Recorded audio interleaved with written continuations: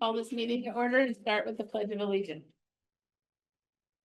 I pledge allegiance to the flag of the United States of America and to the republic for which it stands, one nation under God, indivisible, with liberty and justice for all.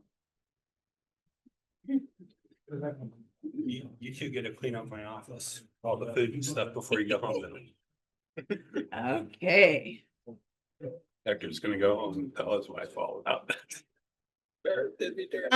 So. Let's, my whoopee is wrong. Okay, Okay, so, 2.0 communications and presentations, 2.1 full faith and credit project report. Anybody have any questions? Gary?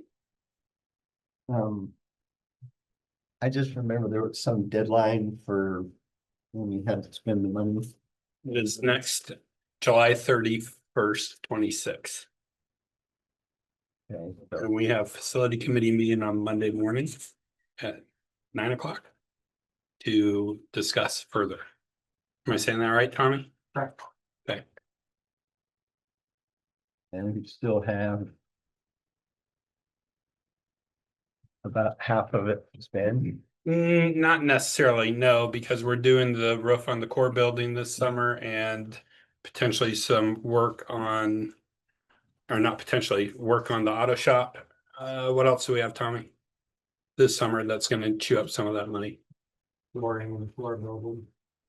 So we think we'll have 2.5 to 3 million. Right.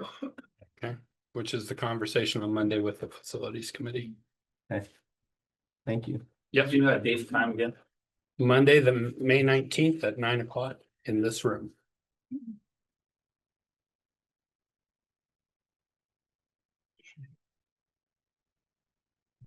Okay.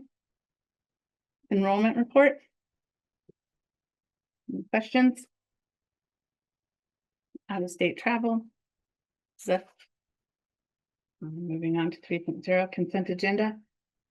All items can be approved by a single motion. I'd like to make a motion that we amend the agenda, Okay, tonight's agenda. I would like us to remove the where it says board reports and special concerns, the board operating agreement. I'd rather do that in June or July. so amend 6.1. Member Smith, second. Any discussion? I just think it's a wonderful document. Mhm. Well, it's a model, but there's other things I want to present along with it too. Okay. Okay. Jody, can I have a roll call vote? Yes, so I'm new, so please bear with me. Member Smith, Yes. Dipka, Yes. Gary. Member Richardson. Member Richardson, Yes.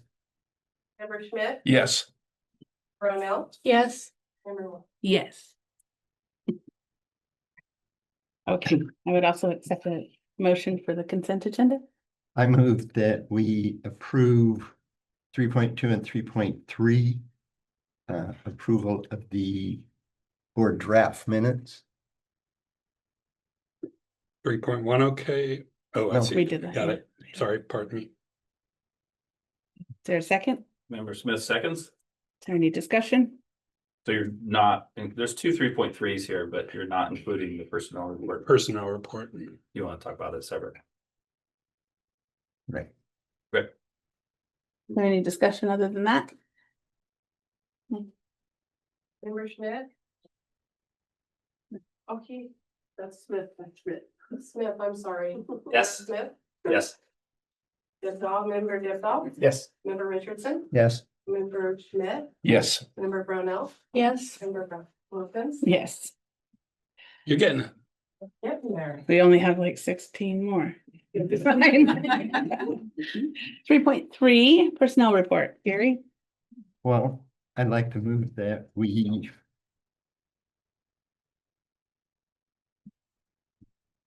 I'm a little bit torn, so I guess I'll just go for. I move that we move that personnel report to the end of the budget committee meeting as a separate meeting of the board.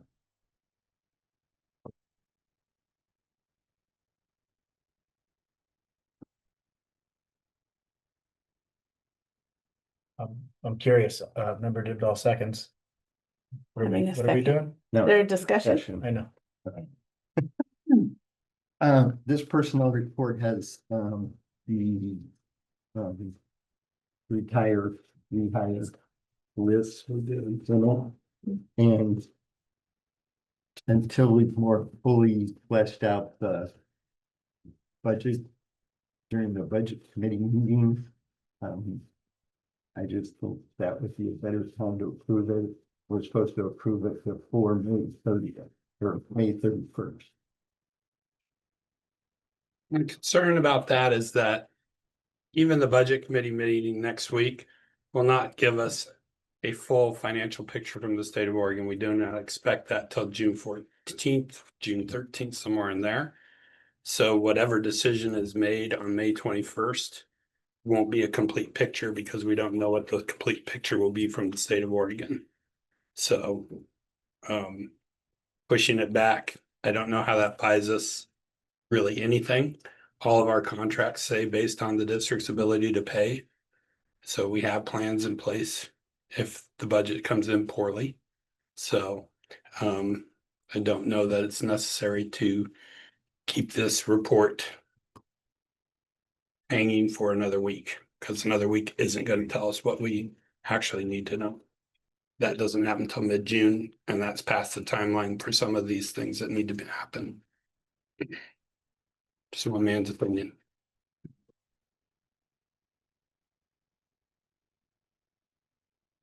Is this kind of a micromanaging situation here, Gary?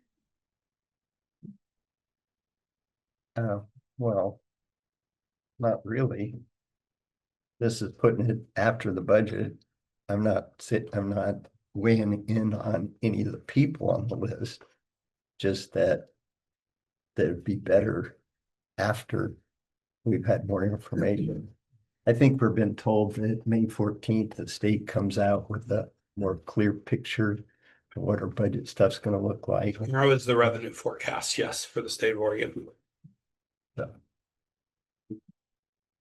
So I'm going to say no to the micromanaging. I'm not talking about specific people on the list, just that particular list has the retire, rehire people on it.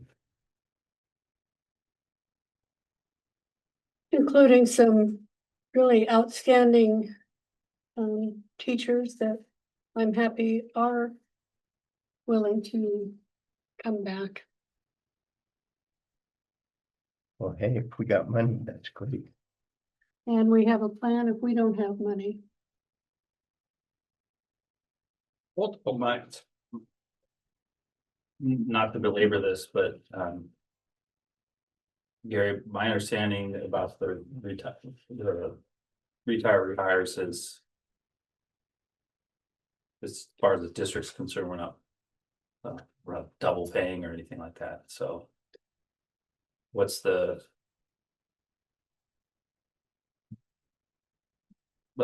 potential scenario if you were to find budget issues that would want you to reconsider? Is it just the level of pay? Well, no, those people are in different categories in our standard contract. We don't have any contractual obligation to those people that have retired. They're on a year-to-year contract. Unlike our certified teachers that have a rolling 3-year contract with specific rules about if there are cuts, who you're going to cut and how that happens. And the whole thing in the collective bargaining. But wouldn't it be that the budget committee is gonna come back and say, Mr. Sweeney, we need you to please cut another million and a half. 500,000, whatever number it is. And then we will take that back for consideration and present to the board what that reduction would be. Because the budget and budget committee do not do the personnel cuts. And it is a little fuzzy to me, since we do have a CBA with a bunch of language in there about how you do cuts. How does that affect the retired people? Well, it Are always, they part of the CBA language in that case? it depends on where the reductions would take place. So if we have, for example, a teacher who is, let's just say a math teacher somewhere, probably not reducing that position, right, that person necessarily. But we would look to other areas that we would decide how we would want to do that, how that would look. So. I'm not sure the cuts would come from this list is what I'm trying to tell you. But they could. They could, You're saying absolutely. independent of this decision, the budget cuts are required, doesn't. Commit the Well- district. I'm not saying there would be budget cuts required, but if I'm required by the budget committee to make cuts, then yes. I think we have a very strong plan to present to the budget committee. I think this step is unnecessary. Just to take a step further back from the conversation, timing wise. Next Wednesday versus tonight. If what I heard Gary say was that it could be approved at that time, does it affect anything really, other than just us having this conversation right now? It impacts people's mental health and well-being because they don't know if they have a job or not. So makes people stressed out. I think it's potentially unnecessarily unstressed out. Stress them out. Okay, thank you. Yep. And if your name's on that list and you're like, okay, now I've got to wait because I might be cut because that's what I just heard at a board meeting. That's a stress level that may be unnecessary for some of these folks. And there are people on that list that will stress out. Ryan is shaking his head. Yes. Can we call the question? Yes. Yeah, Member Smith, No, member Goodall, Yes. member Richardson, Yes. member Schmidt, No, member Brownell, no, member Wilkins.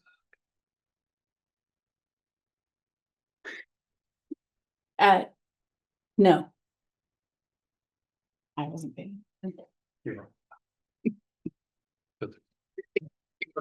Support all right, member Smith moves that we approve the personnel report item 3.3.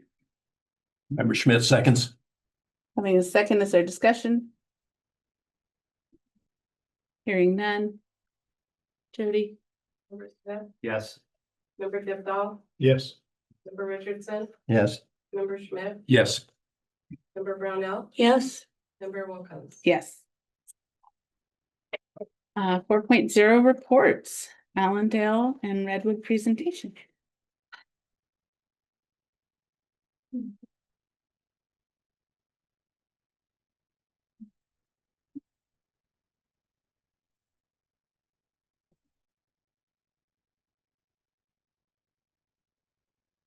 Hello, evening.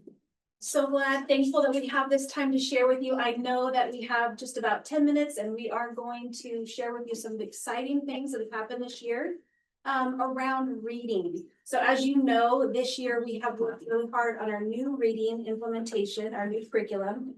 And we thought a really great thing to share is through the lens of our kindergarten teachers, because they are students who have come in to us and have not had any previous curriculum that we've had for them before. And so hearing from our kinder teachers, what shifts they have seen or what they have noticed this year is really telling of what impact the new curriculum is having. So we have a kinder team here to share with you from Allendale and from Redwood.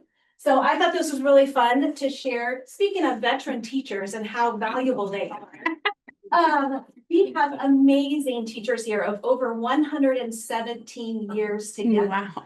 So I'm just so thankful for them and for their expertise.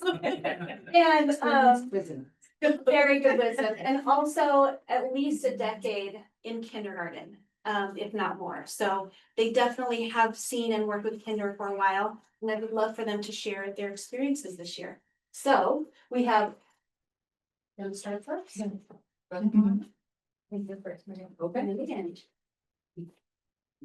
Okay, I'm Megan Towsley, one of the kindergarten teachers at Allendale.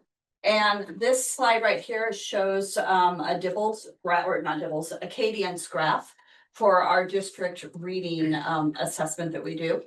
The first one is the beginning of the year for our kindergarten our kindergarten students. We had 52 students that were impacted at the beginning of the year.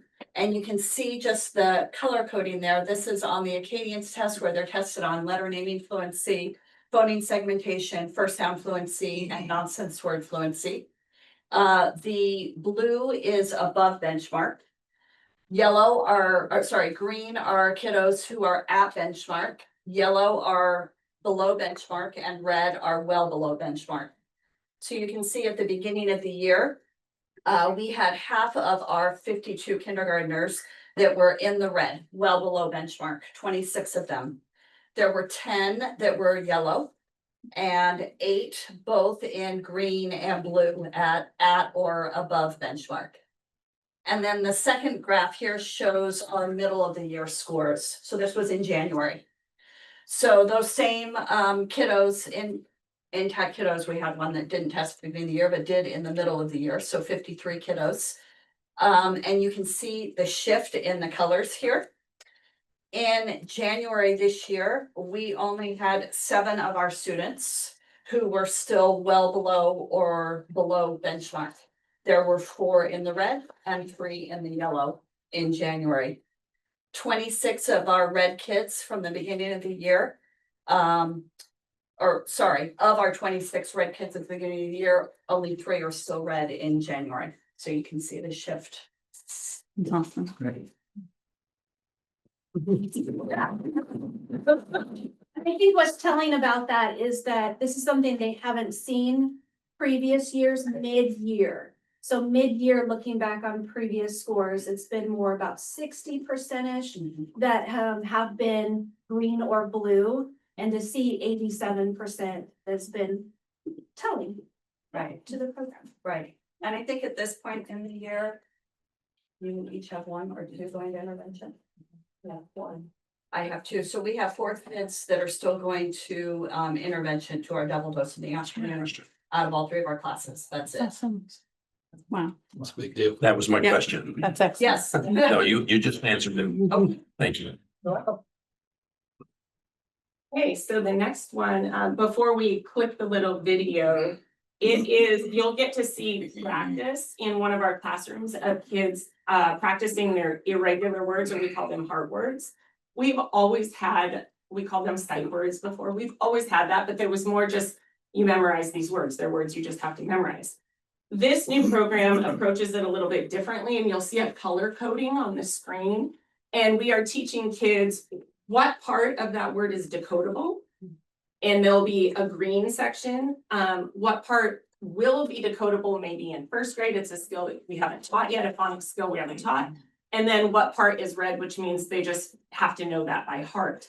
So we explicitly teach the sight words or the heart words, and how we learn to decode them. We practice by arm tapping, finger tapping, a lot of flashcards. You'll see this video is going to show them doing it whole group in a PowerPoint type presentation. So you can click that. The screen. Ready, go. A, the, as, to, do, I, is, was, you, of, for, from. What's that one? From, your, said, all, put, are, does, see, have, love, by, my, who, to, they, What was that one? what, want, give, live, on, some, come, there, where,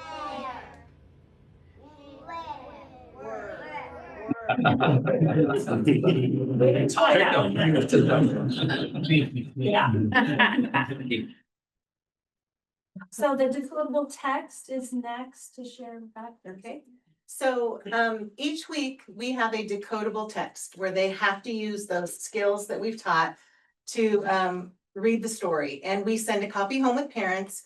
But you can see we also have a book at school that they use, and we do have a video on the next screen that just gives you, you get to hear these kids reading. Remember, these are kindergartners. This is amazing. It is to us. Trish. Trish loves to do tricks with a hat. Trish grabs a flat hat and taps on it to pop it up. Then Trish flips the hat so Greg can see in it. He cannot not see a thing in the hat. Trish grips the brim.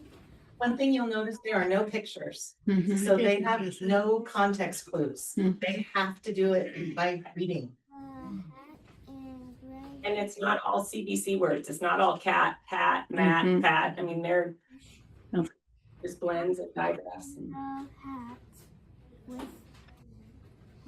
a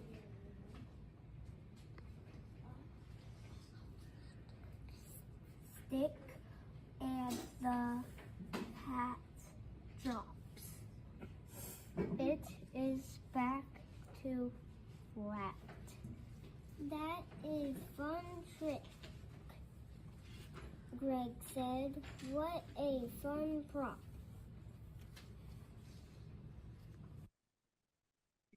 And on the next page or next slide, you'll see those decodables because there's no picture. By the end of the week, we talk about the story. They can give us, they can tell us what the story's about so we can check for comprehension, and then they draw their own picture and they share those pictures with the class. And so you can tell right away if they understood what they read. They were skipping from rock to rock. The kids were on the swings, they're labeling. They're not artists, but when you know the context, it is really kind of amazing to see. It's great. All right, so I'm Renee Grant, and I teach kindergarten at Redwood. And I want to share a little bit about how the new reading curriculum has transferred to our writing. I agree with them completely. Our reading is out of this world this year, and we are so excited. But we're also super excited about our writers this year. Our kids are so excited to write. And part of the structured literacy that we do just ties into that perfectly. One of the things we do in our groups is something called say it, tap it, graph it, write it. And so we'll give them a word, they have to repeat it, tap the sounds they hear, and then graph it, write it, and read it. And so they're having all of this practice with these all these words. And so they're confident in reading them as well as writing them. Another skill that we do a lot in my classroom are these sentence dictations. So a couple times a week, we pull up a sentence and we read it together. I take it away and I said, okay, let's repeat it. So they tell me the sentence, we count how many words are in the sentence, and then we write the sentence word by word. We are able to focus on capitals, finger spaces, punctuation, and just, you can see kind of in the pictures, the kids are there sounding out the words as they're writing, then they're reading it to themselves. This one right here is one of my little ones that struggled all year long, and you can see the excitement and joy in her face of being successful with her writing. And it's just so exciting how confident they are and how excited they are to write every day. Every day they're like, is it writing time yet? So the next slide will show you just some samples of what our writing is looking like this year. In the past, writing with kindergarten is a challenge. It's still a challenge. It always will be. These are 5-year-olds. But the confidence they have in writing these heart words that we're learning and writing the simple CBC words, they look at those and they're like, that's so easy. Like they just write these sentences. And it's actually they're starting to write words that have multiple syllables. So they know that words can be broken down into syllables. So we've been doing butterflies. So we say butterfly, and then they take each syllable and they write the parts they hear in each syllable and put these big words together. And they're not afraid of it, which is the coolest thing ever. The other thing, we've just noticed that, yeah, they're excited to write. And I just feel like the reading program really is improving their writing skills and their confidence, and couldn't be more excited about all of it. Monica, did she? Oh, she did. She did. The word is frog. What's the word? Good. Tap the sounds in frog. Good. Write the word frog.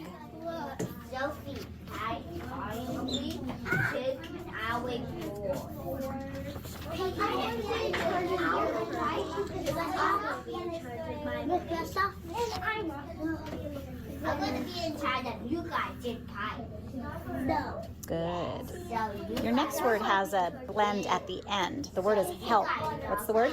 Help. Good. Tap the sounds in help. Good. Write the word help. Even those blends aren't tricky for them anymore. For most of them.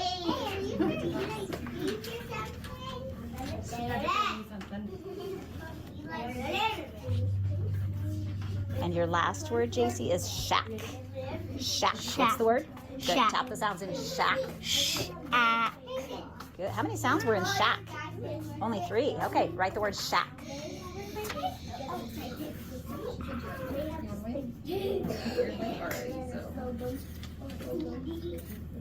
Beautiful. Another thing to notice is that in the past, we would see kindergartners write 1, 2, 3 sentences.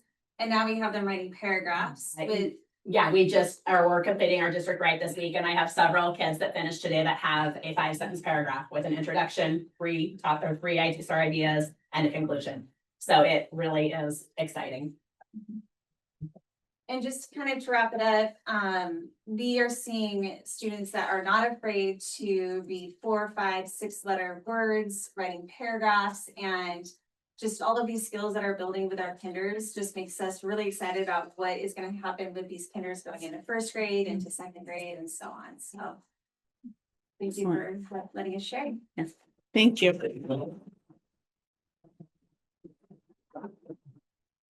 Very cool. Yeah. Can I? Oh. Just wanted to raise a question. I have a question. Thank you all for what you're doing. This gets me super excited because I know Susan and I were talking like 1.5 years ago. I think about kind of what this could look like and the science of reading and some other stuff that was out there at the time. So this is awesome. I'm curious with the kindergartners reading. I heard the percentages, the difference from 60 to 87 middle of the year, but what were kindergartners able to read like before?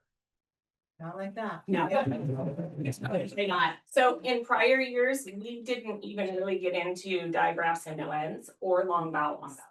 And so we've already done all of that, and now we're doing long vowels with silent E. Yeah, and we were skeptical. I mean, when we got it, we're like, this isn't gonna work. And I went to a kindergarten today, and the teacher was saying, you know, they're asking about the rules and the kids know the rules. Mhm. They understand why. Yes. Yeah. Yeah, and one other thing that we were talking about, we're noticing that the curriculum is showing us those kids who are truly struggling. Yes. And so those red kiddos are being flagged much sooner and getting more intense interventions from the start. And it's really exciting to see that we can reach them in the best way we can to help them succeed and the rest of the kids. So. And the other thing I like about it is that those kids that are ready to move on, it gives them that opportunity to go and soar.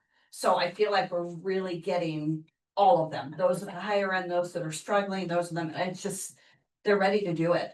Yeah. And I haven't had a single tear this year for writing in my classroom, not one tear, which is unheard of. That's Normally unheard of. there's multiple tears every day.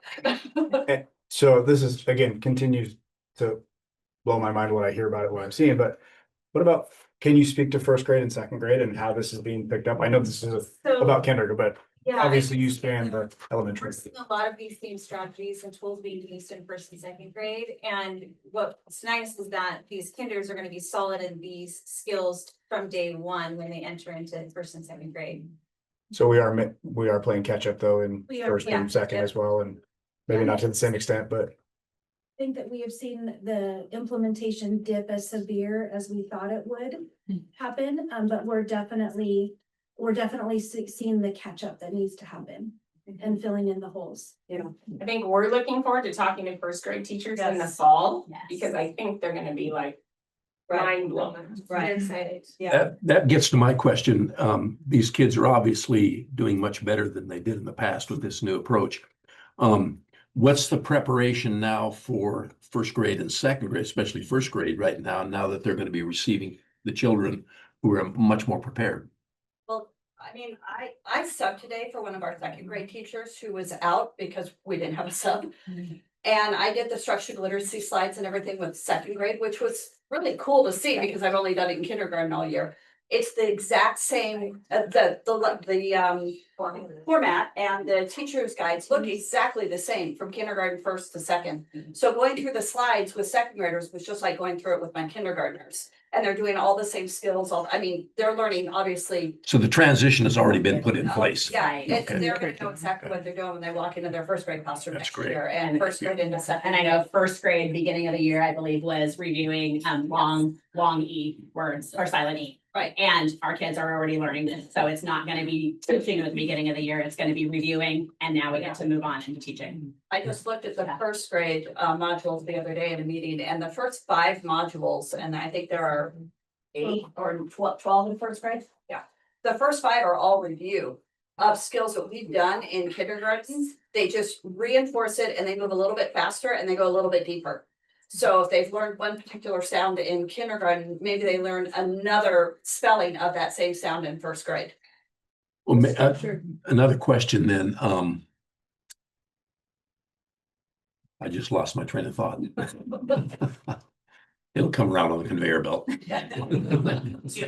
C lessons are for K2, because that's our foundational reading program, and unfortunately, people don't produce foundational reading skills past K2. So that's why we have it for K2, but then we already have a plan in place for next year that we're targeting, that sounds hard. We're going to be supporting third grade teachers who are getting students next year who had 1 year of structured literacy lessons. But there's not that bridge, right? It's a different kind of program. So, but they're gonna have these kids who've learned all these rules and they know the doubling rule and the this rule and the that rule, right? And so we have targeted PD already designed and set up to support third grade teachers so that not that they need to teach those skills, but that when a student's writing a word, they can say, well, remember the doubling rule? They can have the same vocabulary and supports to support their kids as they make that transition between second and third grade. This is really exciting. This is great. It's exciting. Maybe we could have them teach the kindergartners to be proficient in third grade reading, just be done with it. Why don't it came around? on the Step at a conveyor time here. Yeah. You showed the statistics of what's happening in kindergarten from first semester to the second semester. have they experienced similar results in the first grade and second grade programs? The first grade and second grade, I would say that they are more typical to what we've seen in years past. And are not experiencing as much of an implementation dip as we expected to happen. But they're not seeing the kind of growth that we have in kinder. We anticipate that as we move through with the holes from kinder to first and first to second. Are you seeing any improvement over the previous years in first and second grade? First and second, I mean, it's the first year of implementation, I understand Right. that, but even similar. okay. Very typical, right? The other thing about that is that our current assessment tool is Acadience. Specifically for first grade, the indicators completely change from beginning of the year to middle of the year. Which is one of the many reasons we're switching our universal screening tool. Next year, we're going to Dibbles 8. It's different one because, and one of the reasons is because that publisher has kept more up to date with what we've learned about reading and reading instruction. But also the indicators are the same. They don't change. If they assess something at the beginning of the year, they stay the same middle and end of year. Because that's been traditionally very hard for first grade to have completely different indicators at the middle of the year. And so then what are you comparing? And so that will be different going forward. I'm looking forward to seeing next year's results in first grade. That's going to be interesting. Absolutely. Well, so we were never quite ready to do 100% guaranteed third grade reading, but maybe we could do 100% kindergarten reading. We're almost there, Gary. We got this. Well, but I mean, when you have a guarantee, if you don't make it, you have additional supports. And what I heard is that we have 7 students and they are getting additional support. So we've already met the goal. Yeah, so we shouldn't be afraid of 100% reading There guarantee. you go. Yeah. Well, I guess We'll do you, our best. Yeah. Sounds like you're doing it. Good job. Works for it. well, so the other thing I get from this presentation is that in 2028, our third grade proficiency should be 87%. Well, as long as all kids are intact and none move in and none move out. It's also a completely different assessment. Yeah. Our OSAS assessment is not a reading Not assessment. reading. This is a reading assessment and OSAS is not a reading assessment. It's a language arts assessment. It's highly impacted by writing skills, Yeah. which take a little bit longer to grow. So it's not, you're comparing apples to oranges. I thought they were doing writing. Absolutely amazing work. And that's why we are excited about the writing piece. Okay, thank you. Thank you. Thank you. Thank you. It's great.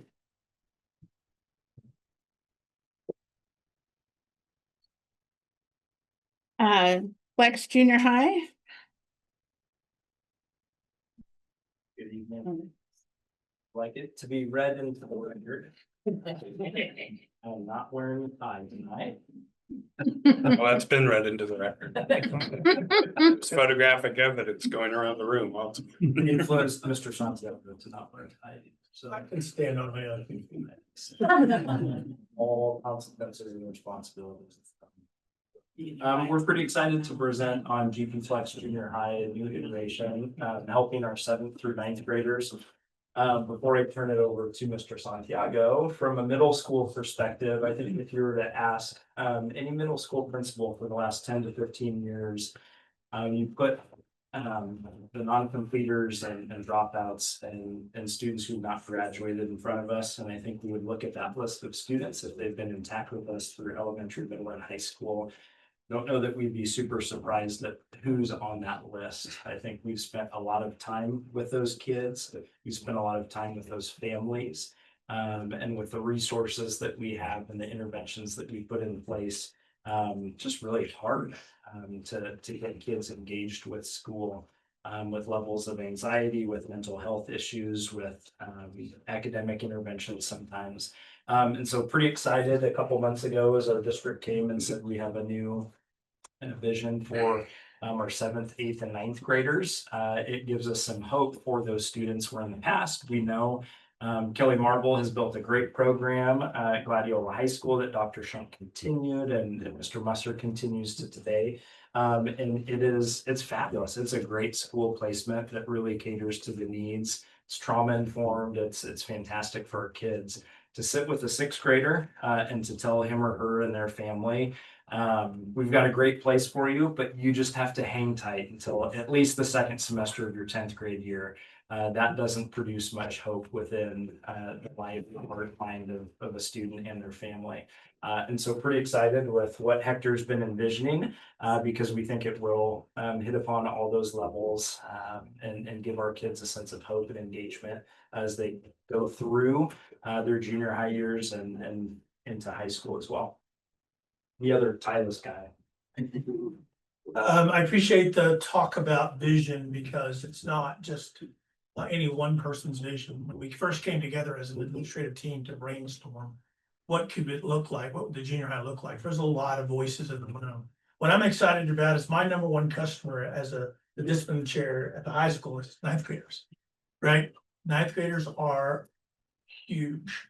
When I taught 9th grade at a different high school here in the Valley, they came with what happened to them in the 8th grade, what happened to them in the 7th grade. So what I'm really excited about is what the junior high will offer. We'll offer it's sort of an alternative pathway to their success by catching them early, 7th grade, building them into the 8th grade, and then certainly 9th grade. And we're all building them towards what they may face, either directly coming back to the high school as a 10th grader, where there's a warm handoff of these really well prepared, well-trained students who had struggled before, or getting them set so that they can transition from an alternative junior high school into an alternative high school. Some of the same qualities that we appreciate from Gladiola High School and what they've been able to achieve over all these years will be similar at the junior high school. The 6 Ps, SEL classes, smaller classes, combination of students, whether they're English 1, English 2, where I might have 7th and 8th graders in English 1, 8th and 9th graders in English 2. We're going to blend classrooms. The teachers that have been hired are ready to go at the junior high school are all alt-minded. They're prepared to help kids where they're at. And some of them are absolutely obsessed with helping kids who struggle be successful. So I appreciate that, but we've had pretty good guidance from Danny Antilla, Trish Evans with regards to the bigger picture. It's a lot of moving parts, right? But we're excited that we get to offer this to the kids in our community. So Excellent. okay. I think I get to answer all the questions, Joe. That's why we can't. Okay. Oh, no, yeah. They can do it. Now, when you say mixed classes, you're talking about mixed in ability, level 1, level 2, that sort of stuff. Are you going through any process where the kids are working with each other, where students are teaching students? So for me, as I was recently a teacher just 3 years ago before I became an administrator. And I think we do that all the time. There's always the opportunity for kids to iron sharpens iron. So the students within any given class, whether blended 7, 8 and ability 1, 8, 9, ability 2, they will always be able to work with each other because some of what comes from what I teach you individually, you use together as students within a classroom. So it will definitely have. Are they coached how to do that? Like, for example, the stronger student, are they coached how to work with the weaker student? So I think I'm a typical teacher and I think that we do tell kids how to pair and share what to do with each other when they do that with each other. Absolutely. I've witnessed it here. The reason I asked that question is probably one of the finest schools I've ever visited was a school in Midtown New York that actually put grades together, 6th, 7th, and 8th grade mix. And the kids teamed with each other. Obviously, the differences in ability were there simply because of the age differences, but it was public school.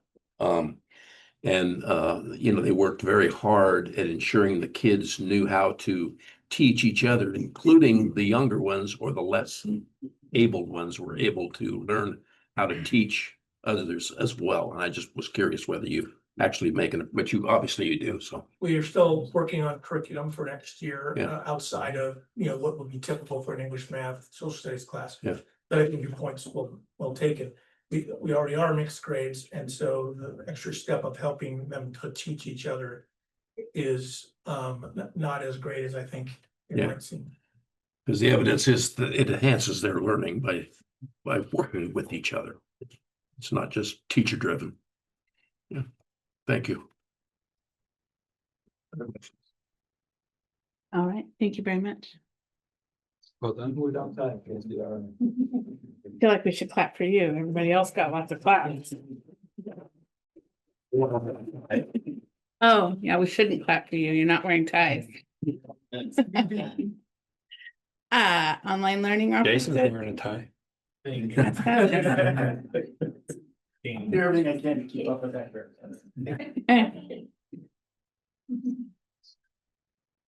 We're all here. Hey, good evening, everyone. I'm Jace Garcia, one of the assistant principals at Grants Pass High School. Alicia Shanks, assistant principal, Grants Pass High School. And Katie Needard, the new online connections teacher. So we're gonna talk a little bit about our online options that are going to start up next year. Super exciting opportunity for some of our kids. And as we see, it's basically providing a flexible learning environment to best serve their academic needs. All right. What I like about this going into next year is that it provides guidance, support, and holding them accountable for their academics, right? So what does that look like? We're going to focus a little bit on our 10th and 12th graders next year. And we're going to give them the support that they need for those kids who are wanting to go online or try to test the waters, if you will. The first one, you can kind of scroll up just a little bit, you'll see profile 1. And they're going to be going through what we call an online connections class. Okay. And they'll put in an application for this. And we'll build their schedule to include an online connection class. And Kate's going to talk a little bit about that in just a little bit. And they're going to give the training in there, the support that they need, in addition to having other classes on campus. So they'll have that one there to get not only credit and elective credit, but while they're in there, they're going to have you'll see like an Edgenuity class called Strategies for Academic Success. So they'll also be working in online, like an Edgenuity class, to learn how to navigate that while they're in there. So they get an elective credit for that, plus an Edgenuity credit for that as well, in addition to having classes on campus. So that's profile 1. I think we were on that one.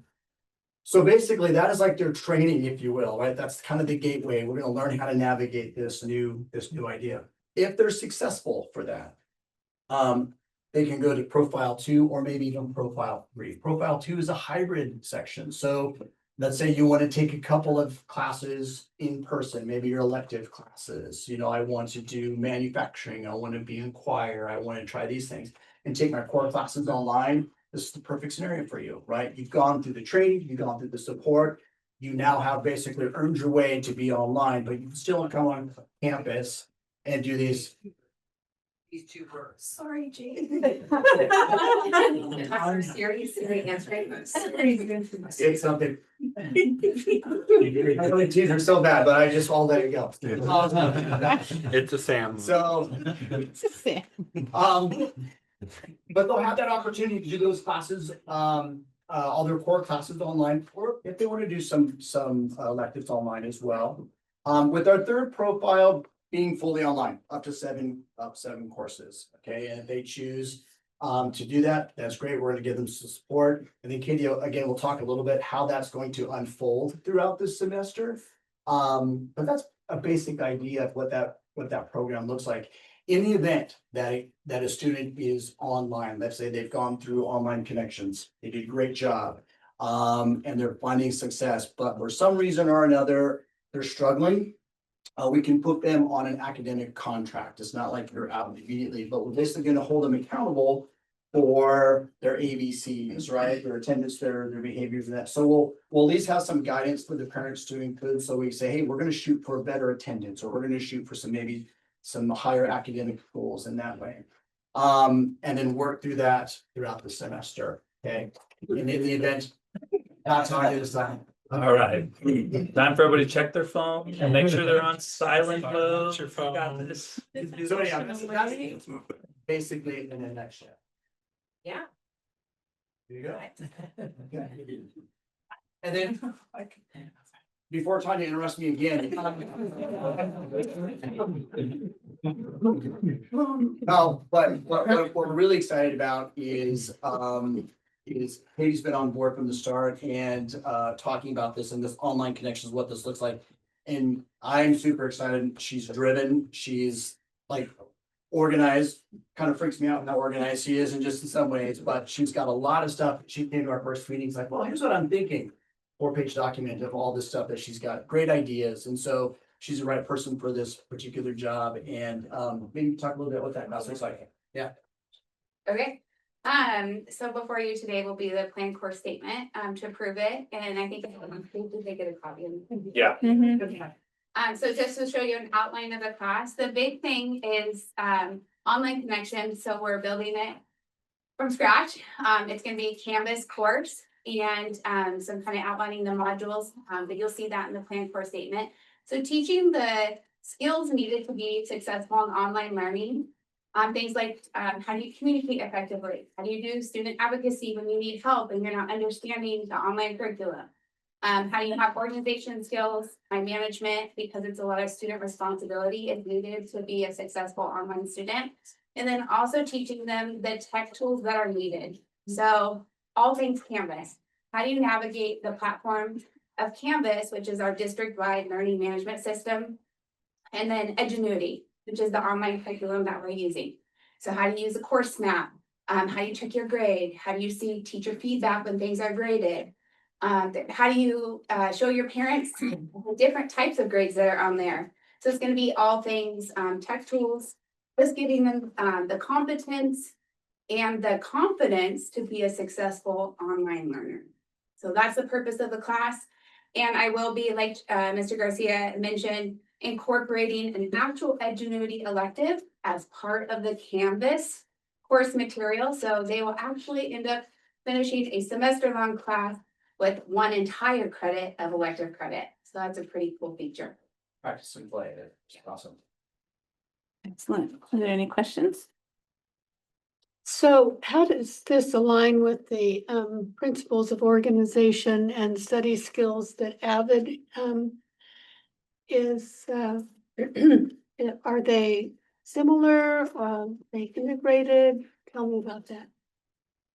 I think so. I mean, I think that, you know, I think without explicitly calling it Avid, it was already Avidized, if you would, when Katie, a lot of what she's gonna be doing is what she's been doing previously in Flex, teaching students how to be organized, teaching students how to probably take notes, all of those study skills to help them be successful. So the short answer to that is it is Avidized. Okay, thank you. Has there ever been any thought of requiring every student to take at least one course like this? Because colleges, a lot of courses. Keeps coming up. I mean, that's came up so many times that this class would be so beneficial for all students, right? And so I don't think we're there yet about talking about what would that look like to make this a required class for all students? How would that fit in? How would, but we agree with you that these skills that Katie is going to be talking about, they are going to need in college anyways, because so much of college it's online. That's why I was wondering the college bound students would be making certainly benefit Yeah. something like this. I'm pretty sure I heard Katie say she was going to teach the kids how to hide their grades from their parents. What she did say though, what I heard Katie say was in Edgenuity, there's 3 different grades. And so that's really confusing for parents and teachers and students sometimes go, why does this grade look different than this grade? And so Katie's just going to explicitly make sure. Yeah, there's also parent access codes, so I send them a welcome letter and say, here's your personal parental access to their grades, so then they'll get a weekly report. So even if the student wanted to mislead their parent about their current grade, they will have a report sent to them individually. You can teach the parents too. Yes. Good. There's a lot of tech teaching to parents that comes with the job. Yeah. And then ends up running to the mailbox to get your report card. Before your parents see that over. Yeah. Excellent. Okay, thank you guys very much. I'm excited about this new option. Financial report, Sam.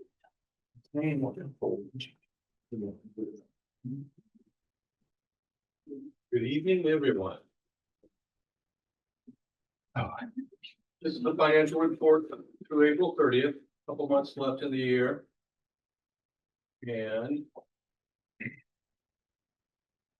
go to our favorite page. Maybe. Well, the clear. You can go down, I think 2 more. Let's do another one over there. Oh, no, there you go. Thank you. So through our through most of the year, except for the 2 months, our revenues very much in line with how we budgeted. As it has been pretty consistent throughout the year. Our expenditures are still coming in very good, lower than our budget by quite a bit. I was asked last time if I could add this percentage bar, which shows the percentage of expenditures at that point compared to the budget. So at this point, we're essentially 70%, we spent about 70% of what we budgeted. And I would expect us to come in at the very end less than 100%. So we will have some savings there. The last box here, we've continued to show our improvement in deficit spending as it was budgeted at 6.5 million. We're expecting it, at least at this point, to be projected only 3 million. Not all the way there, but great progress so far. Any questions? It's all good. Thank you. Surplus is nice. What? Surplus is nice. Absolutely. Thank you, Sam. As long as it's not too much surplus. Look after you too. Still not surplus.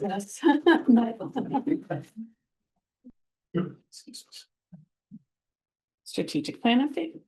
All right, so time for another strategic plan update on staff. This one on staff recruitment and retention. A brief reminder of what that goal for is. Thank you. And I think I'm gonna call on someone. Nevin Van Man, would you read that aloud for us? We will recruit the most qualified, enthusiastic educators and increase employee retention by providing a work environment that values staff contributions, promotes well-being, and capitalizes on talents and potential. That's Sam's field. That's not me. I swear I turned those off. Thank you. Forgive me, I'm sorry.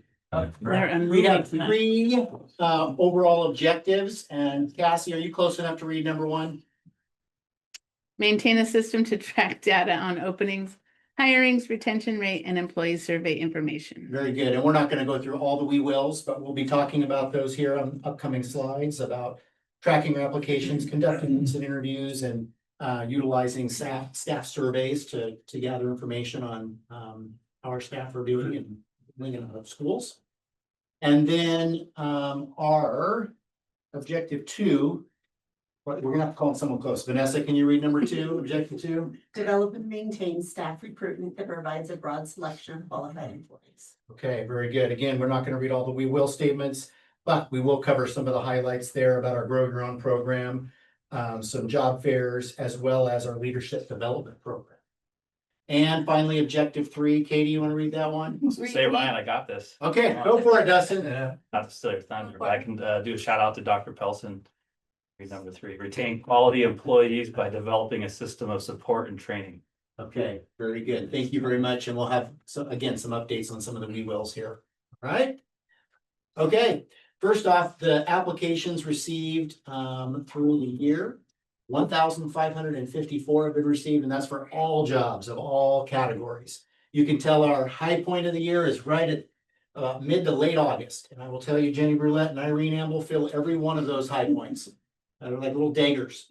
But anyway, that's a busy season for us, but it also never stops. You can also see throughout the year, we have openings and we have fulfillments of those openings, and we onboard staff every month throughout the year. First You'll week see a of little bit about July. some of the education levels of our applicants. And it basically is contingent on the accuracy of what those applicants put into our system. But you see 337 of our applicants have a bachelor's of science, 282 have a bachelor of arts. And then you can go on down the line there, the various other forms, 102 master of arts degrees, 108 master of arts in teaching, and on down the line. All right, then you're gonna see a little bit about where our applicants are from. No surprise, the state of Oregon, 1,385. You see about 33 from California. We have some from outside the United States and 11 from Texas. You got a question? Oh, 66. yes, Jeff. Do we advertise outside state? We do, depending upon the opening. There are some that we know are really hard to find, and it could be a specialty position. It could be a specialty music, a specialty CTE, or some of our administrative positions. Special education is also very hard to find, and so we're more aggressive in recruiting outside than not just. Do you go national or regional or? We've done both, depending on the position. You see where our top undergraduate classes, it's pretty cool. At Southern Oregon University, you would hope that's the case, but years ago, I would say it's increased over time. We're getting more and more SOU graduates applying. And let the board record show. Go here. 95, working 29, we're not beating the Ducks as much anymore, so we gotta point out where we do. Gary. Not a single one from Monmouth, Western Oregon. Graduated from home. We have employees from Western Oregon, just not any applicants from Western Oregon this year, strangely enough. So, Okay. yeah. And in Southern, now, somewhere along the line, someone told me that Southern Oregon University was decreasing their education program. Is that true? That's what we've heard as well. They still have some programs. But we believe RCC is going to be approved for them to start handing out bachelors in education. So I think it's gonna just switch from SOU to RCC. Will they be part of the University of Oregon system? RCC? I don't know how that works, because they're not a university. I don't know how that works. But they are part of the Oregon, they're part of the HEC, the Higher Education Committee. I'm just thinking about, when I was in Hawaii, the community colleges, Maui Community College became, Maui College, but it became part of the University of Hawaii. But it still offered the associate's degree, but it also offered bachelor's degrees. I wonder if they were going to do that kind of thing where they actually connect with the university. I can ask I'd just be curious. Dr. Weber and ask and see what he says. Chad? I'm guessing this is because this is where we recruit from. Is that correct? It's a little bit of everything. So we cast a net, and this is again just reflective of this year. It would also be interesting, we haven't collected this, but what universities are represented by our employee base too, not just our applicants. But we have many from out of state, and it depends on the year. I remember some years, even just at the high school, we hired 3 people from out of state. So it kind of depends from year to year. Brad, if I could ask one more question, Tim, this is probably more to you. When you say RCC is going to be doing the bachelor's degree, are they going to be doing teacher training as well? Yes. They're going to be doing the credentialing? Yes. So they're getting a special dispensation from the state of Oregon to do that. So they'll assign student teachers and all that. Correct. Kind of stuff. Part of the issue with SOU is they were just really slow to join the rest of the world in the 21st century in online education. And they continue to force students to attend classes on campus, sometimes for the weekend, or a late night. And that's just not how the rest of the world is working. And they've really been aced out by Western Governor and Grand Canyon. So they couldn't keep up with the times. And so RCC is way more flexible in what their course offerings can be And I think a lot of it has to do with union contracts and such. I've heard that from both of those entities, that they're hampered by their union contracts. Just a little bit about who was hired this year. You see the leading areas that we've had openings filled. Special education assistants is number 1, educational assistants number 2, and then food service assistants number 3, with the number on the left-hand side.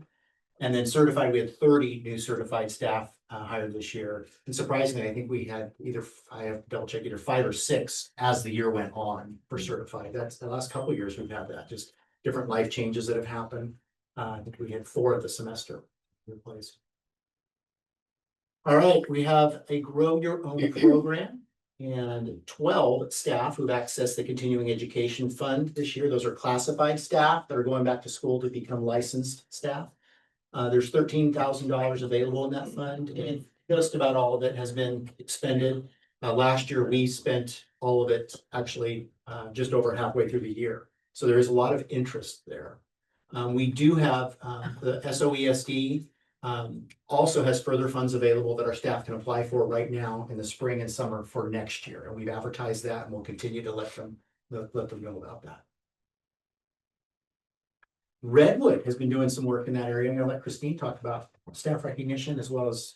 So, yes, thank you. So Ryan asked me to share a little bit about our staff recognition. And one of the ways that we do that is over there on the left-hand side. We use the monthly theme, the Be Excellent monthly theme that district has.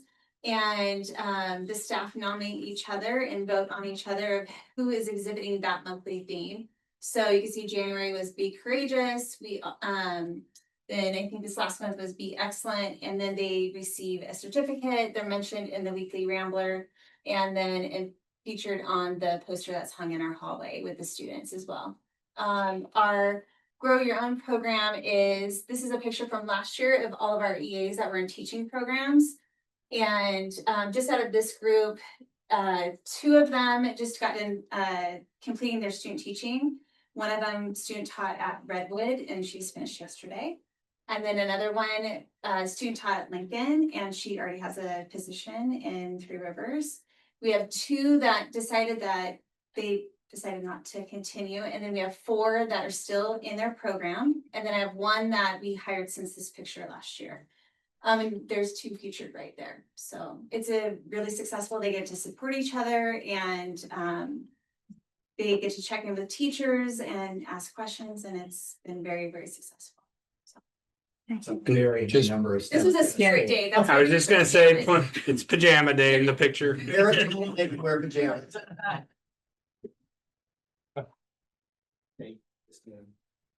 Redwood, Yeah. Did you take that picture on wear your alumni colors day? Yes.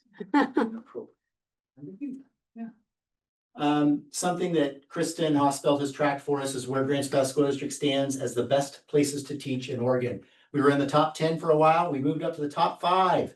So number 4 right now in the state. This is the niche website. If you go there, they also have some other categories they judge schools on too. And Grants Pass compares pretty favorably in those other areas too. So just a little bit of a shout out. So we're happy for that.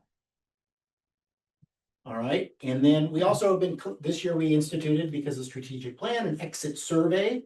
And we ask our exiting staff about 8 questions. They're open-ended questions and also some ratings of systems and so forth. So this question is, were you adequately trained for your position? Answers to these questions, some of them are people that have been in their capacity for 20+ years, others who were in there for 2 months. So it really does cross the spectrum. And so you can see some 4s and 5s in there, which feel good, but we have some areas to improve, some areas to grow too, that we can better onboard and train our staff. Could you back up 1 slide again? I would just encourage you not make too light of this. This is a really important statistic. If you have that kind of job satisfaction in the district, the community should know about that. They should really know about that. And when we talk about the strategic plan, we talk about community involvement. Community should be really informed of this. How do they determine this? there's questions that go out and they have, as I said, I think there's 3 other categories besides this one that they judge on. And they get, you see how many different, I think we had 30 some people filled 30 reviews. And so they ask for, and they obviously you see the average salary in there too. They do that for every district. They base it on, I should have written this down, but they look at, staff experience. They look at, pay as part of it. They look at, how else to say it, the variance of the kind of staff you have, years experience, all different subcategories of groups they might represent. And there's one more I'm not remembering, but yeah, thank you, Joe. I appreciate that. Because this is a recruitment tool that if you're really, I mean, if you want to get great teachers and they see a number like a 4.5 out of 5, that's a very significant rating. People can be pretty cynical when they do ratings. And that doesn't show that at all. Thanks for That's really neat. Yeah, we will use that as a marketing tool, which is also in our teaching plan. Okay, some other exit information. Do you get along with your supervisor? Thankfully, a pretty high percentage there, not 81%. And then what positions do you hold for our district as they were leaving? And this should reflect what we showed you, which was our areas that we're posting the most positions in. So educational assistants and special ed was number 1 at 41% of our people leaving. And then 18.2% of our staff leaving as educational assistants. So these are areas we see as our most common openings. Yes. So obviously that you can go to college and learn how to be a teacher. Can you go anywhere and learn to be an educational assistant for special ed? There are not a lot, there's no person with license positions for that, but there are classes that may help our, we have had some Grants Pass High alum that have taken child development courses that have entered into the job field, especially at our elementary level. We have a number of those. They've had some certificates that are offered through our early childhood program at the high school. Again, more based on our elementary level. Special education specific, no, but that's an interesting idea. We do ongoing training for them year round, especially with our specialists. Really in our site-based programs, the most, we try to get at least once a month trainings for them from our SLP, OT, autism specialists, consultants. So we have to provide a lot of that in-house. Online courses through the. We have something called 321 Insight, Parasharp that are courses specifically for all of the educational assistants, bus drivers, aspects. And I would say we do a lot of mentoring and shadowing within our building for all of our new staff. And Do we have any interns, or any kind of job shadowing from, the career center? We have any interest? In especially our SLPAs and our site. We've got Gladiola interns that come over from Gladiola. And I've actually hired 2 of them in the last couple of years. Yeah. So they come straight out. I've hired 2 of them straight out of Gladiola, 1 of them this year. Okay, thank you. Christian, Danny, you've been doing some work recently to try and increase the number of interns we have. We have an intern right now with our IS Tech department, an intern with the maintenance department, and one with our transportation department. And all 3, each semester, Rob can enroll in, and we're looking to extend some opportunities, perhaps even into the summer. We meet with Rogue Workforce next week to see if some of the funding they have can pay those folks to work for us this summer and get paid. So we'll see. Nice. All right, thanks. Excellent. Just some constructive feedback that some of our exit surveys have given us. I'll just let you read that out loud. And then down below is people you'd like to thank. We always ask them that too.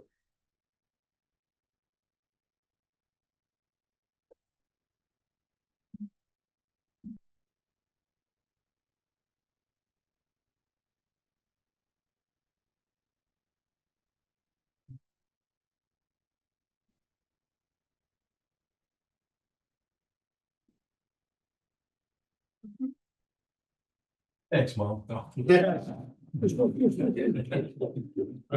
Anyway, so I will say, so when they fill out the exit survey, it goes right to me. After I review that, then I share that both with obviously the school principal, but then also department leads. So Vanessa gets all special education ones. Danny would get all alt ed ones. Food service, Tara gets all the food service exit survey information. So it's and there has been information shared with us in there that has been very timely, very sensitive and important that needed to be addressed. Like, okay, this looks like something we need to tackle, and that's not all every time certainly, but when it comes, we want people to be able to share their experience so we can improve upon it if as needed. So anyway, and this summer plan to do more of a collective approach. What are the common themes we see so we can make more improvements where it's needed? All right, job fairs. The number one area we really needed help in this year was substitutes. So 3 different job fairs were held in this room at 3 different times this year. Our partner this year was Southern Oregon ESD, and they helped us with that. We had a little over 20 different subs sign up as a result, including a couple custodians, which are really hard to find as substitutes. And so thought that bore some fruit this year. So we were happy for that.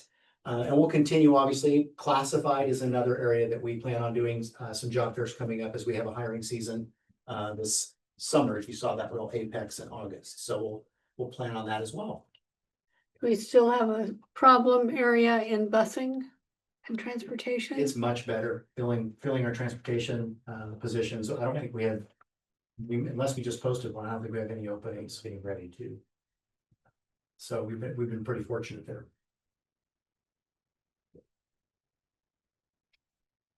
All right, these are staff survey results. They unfortunately just go by middle, elementary, and high school separately. We don't have a collective. Youth Truth doesn't report out that way. So 2 related questions to kind of staff satisfaction. I would recommend this school to a friend or colleague as a great place to work. An average on a scale of 1 to or score of 1 to 5 is 4.11 for elementary, above the state average. And then the second question, I don't like the way they phrase this, but it's like a double negative. I am not seriously considered leaving school next academic year. But anyway, they're 4.1 there at the elementary level. Brian, just to clarify, the Oregon school is the far left line and the middle line, the middle blue line is national average. So we're above the national average as well as the Oregon school average. Thank you for that, Trish. Great save because it looked bad. Great. Whoa.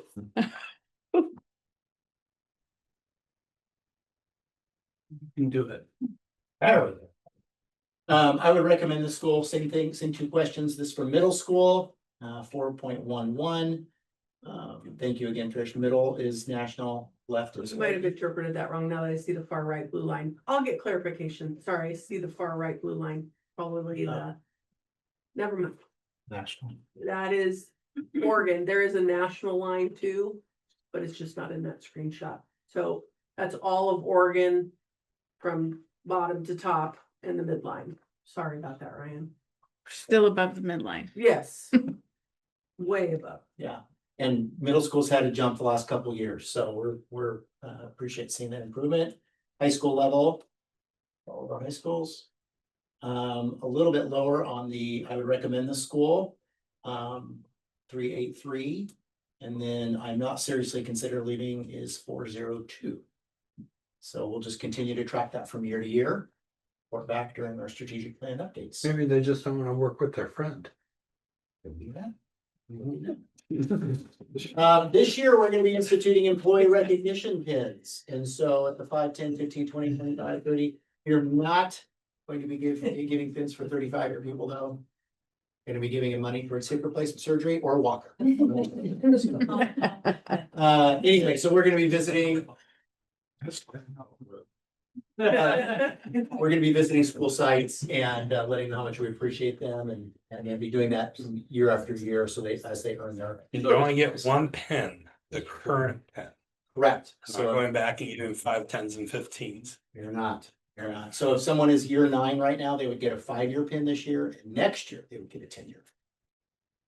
And then also, I think did Tanya send you the email about recognition of outstanding? Good, okay. Grants Pass School District employees. So we had 80 of our staff nominate Wow. people for this award, which was, I think, reflected about 74 nominees of those 80 nominations.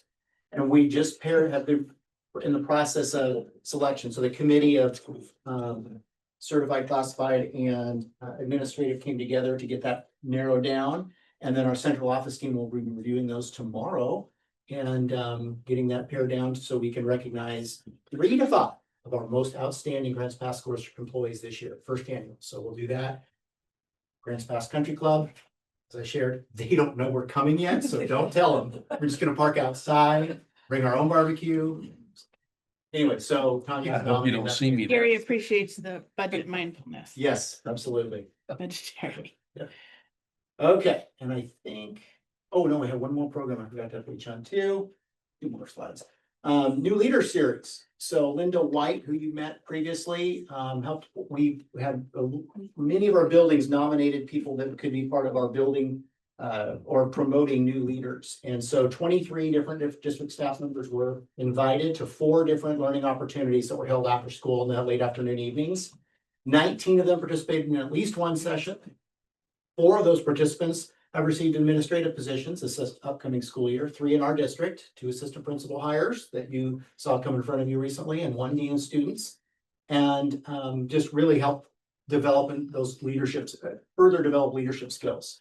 All the people in this room that were an administrator contributed as well. So they came and share leadership experiences, kind of mantras they live by, and other lessons that helped promote the learning amongst our school staff in the area of leadership.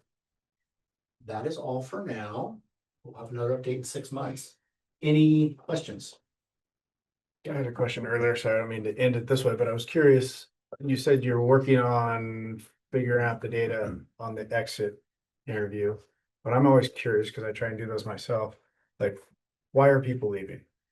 So do you have a general consensus of why people are leaving District 7, or a few buckets of why people are leaving perhaps? Yeah, we did have one question that was a multiple choice, and then we had another that was very open-ended. And so the open-ended always is a little more honest. The bullet point or the multiple choice list, those were left for a higher paying job was probably the number 1. And we know the two areas that we have the most job openings in, that we have the 2 areas that are also the people that leave most often in, are areas that we have targeted in our, because of the strategic plan, as areas that we would like to focus on as we're in negotiations right now, because they're areas that we have the highest turnover. So that was the number 1 reason, was higher pay. Got it. Okay. Thank you for that. And then the other thing is I like the recognition. So nice work for everybody that's worked on that, for kind of speaking into those that are working hard and doing a good job for the district. That's awesome. Yeah, absolutely. Thanks for the idea. Gary? There's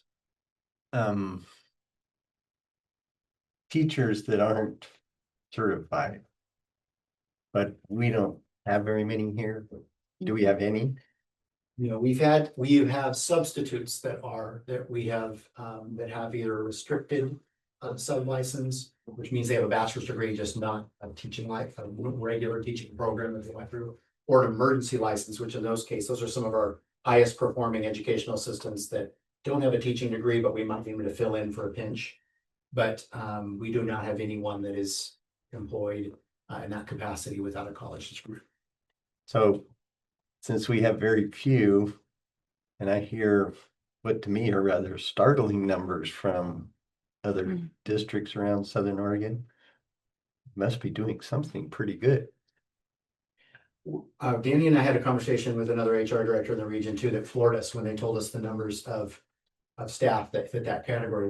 We were shocked. And so it felt very good and very validating that, those districts have had to do what they do to be able to recruit and license those people. But we were very glad that we didn't have to go through those same hoops, and that we do have qualified, strong teaching staff. Yeah, but thanks for mentioning that. It's that 4.5 star rating that you have. That's right. Right, thank you. Thank you.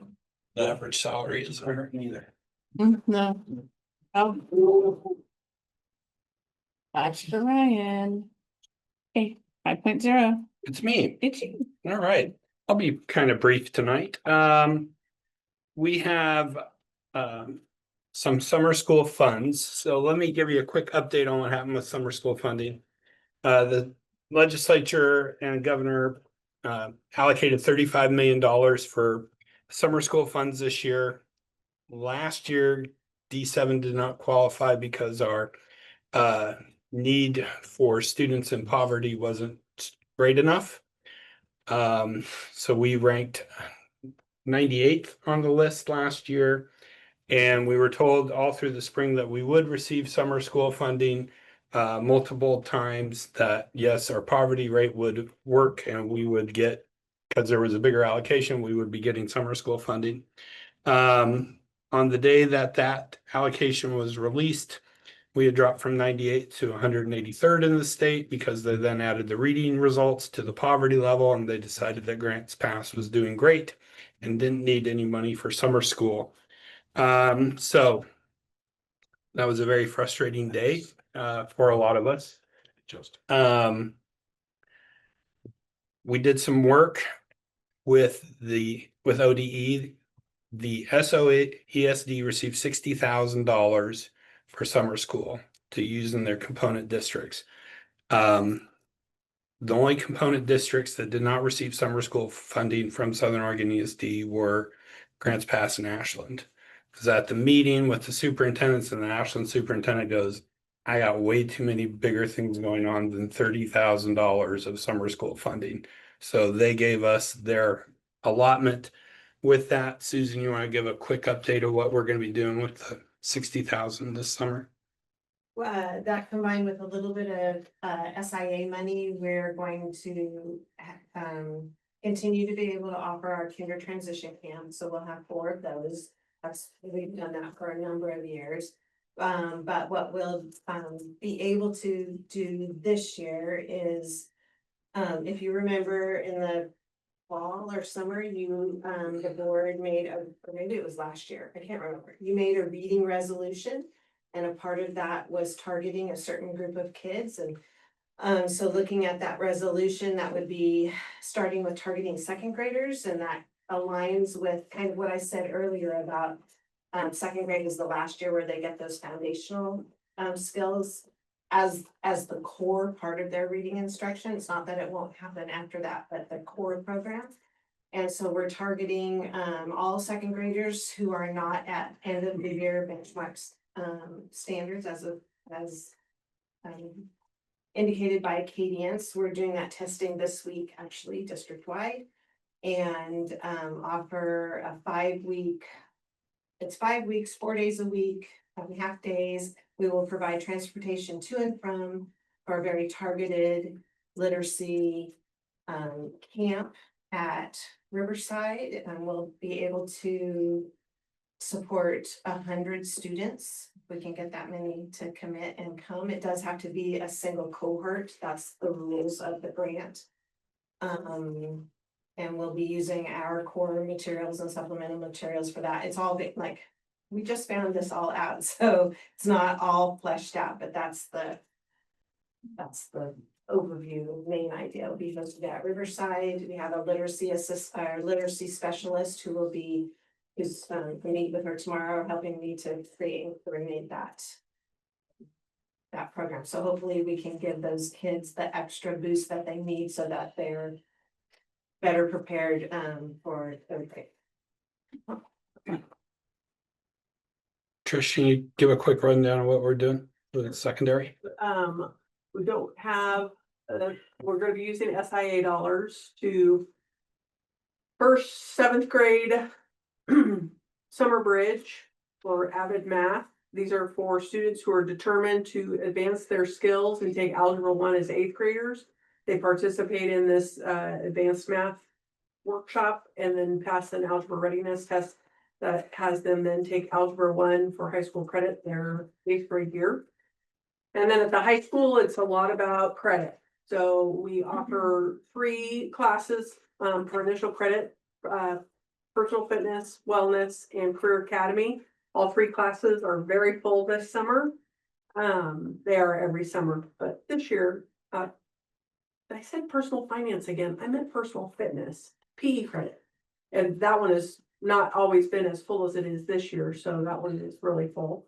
We also do an 8th to 9th grade bridge activity where we do a week in June and a week in August, working with our identified incoming 9th graders who need some additional support. We do a huge push on credit retrieval. We'll do most of that in June. There'll be a little bit in July. We are having a orchestra camp. And there will be SEL or EL and SPED supports during our summer credit retrieval as well. So a number of little things happening on the credit front. And I just did want to add, just so if anybody had thoughts about this, it's not 4 hours a day of reading, straight reading instruction. It's, that's the primary focus, and they will be having intense reading instruction. But it will be around themes, and with those themes will come some art and science projects and some other things, so. We know how to make it fun for kids. Okay, Real quick, bottom of the 7th inning, both teams, baseball and softball, came back to win tonight. Baseball 3-2, softball 4-3 against North Medford. Clay wanted me to tell you that.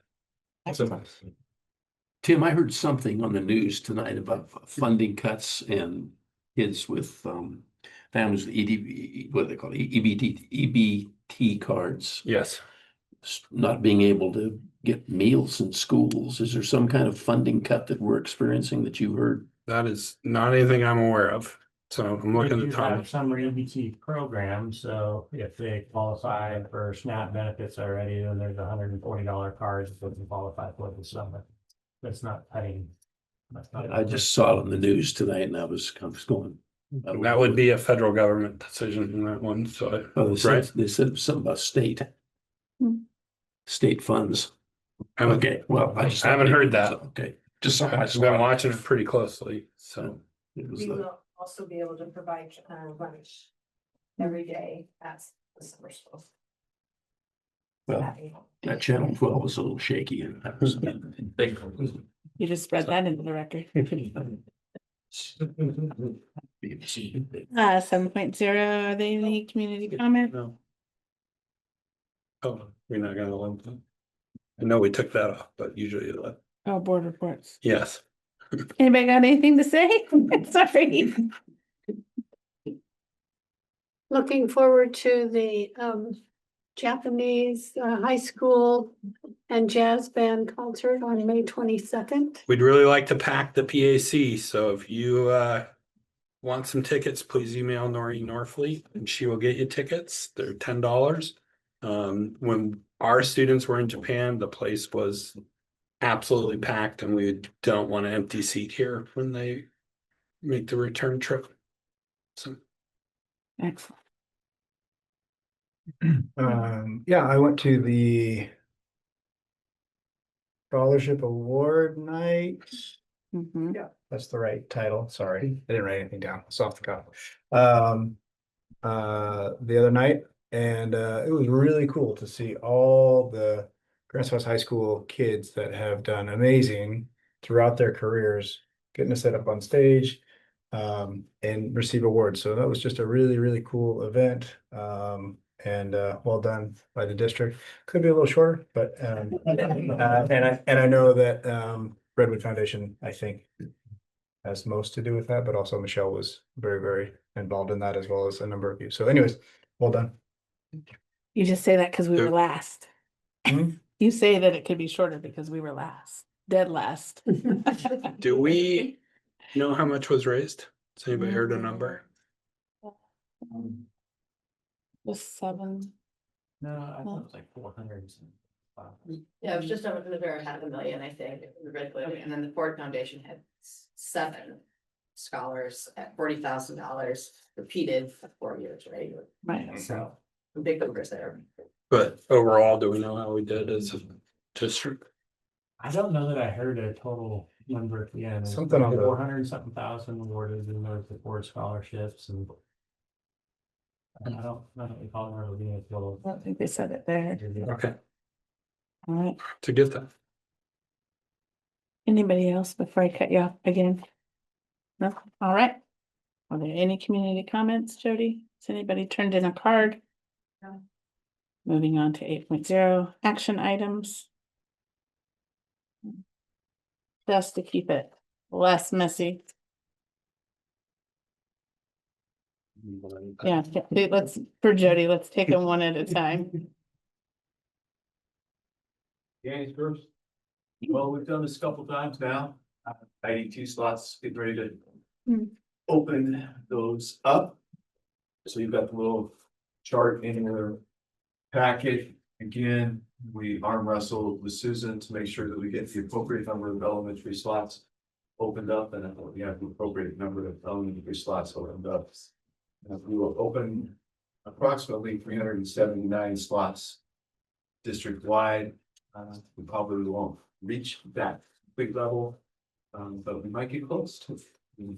Last year we were over a couple of hundred slots of kids that came into District 7, so I anticipate again that we'll get a good number of ninth graders, a few 10th graders, a good number of sixth graders, and a group of kindergartners that want to join the district as well. And when we approve these slots, we'd also like, it's kind of like in the past, it should cost us a little bit if the numbers get slightly over. Like, for instance, we had 41 kindergartners applied last year instead of 40, and said, yeah, that makes sense. Take 40%. Actually, by asking, so yes. Take it. So I never have to do it. So anyway, we do have to advertise slots. We have to have the board approve them, and we'll get them open and going. I believe it's this Friday. So. Looking for your. It's in your packet.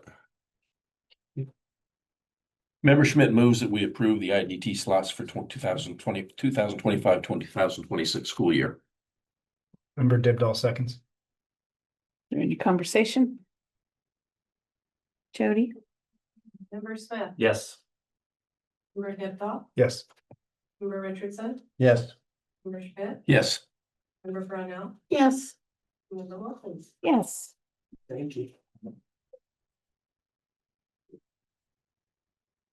Okay.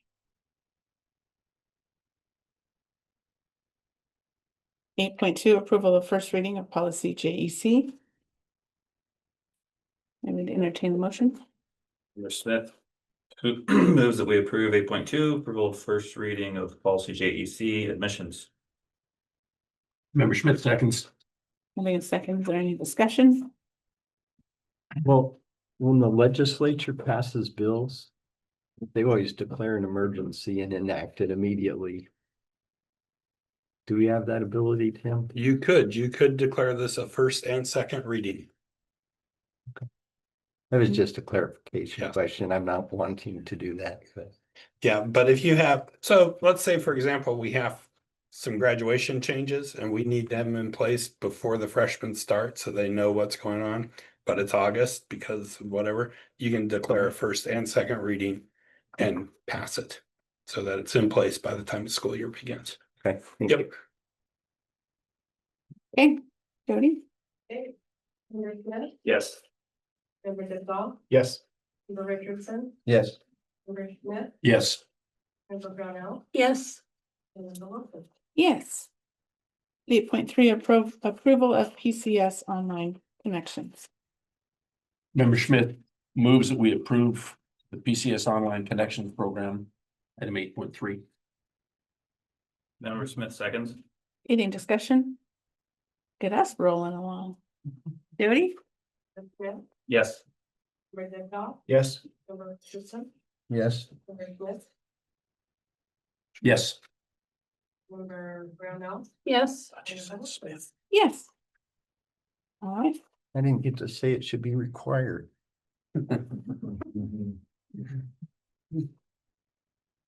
Everybody done? Adjourned.